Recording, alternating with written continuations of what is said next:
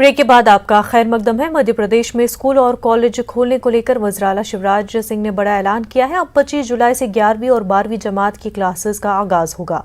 लेकिन इस दौरान 50% हाजिरी और कोरोना गाइडलाइन को फॉलो करना लाजमी होगा। इस दौरान वज़ीर आला ने इशारा दिया कि अगर हालात साजगार रहे तो जल्द ही दीगर क्लासेस शुरू करने की इजाजत दी जा सकेगी।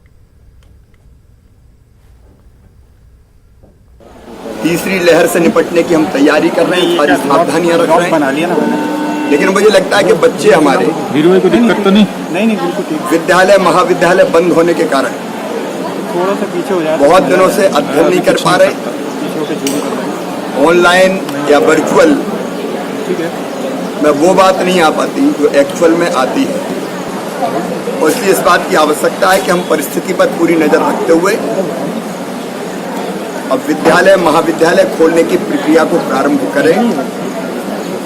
उसके पहले चरण के रूप में हमने तय किया 25-26 जुलाई से जो सोमवार से सप्ताह प्रारंभ होगा, उसमें 50% क्षमता के साथ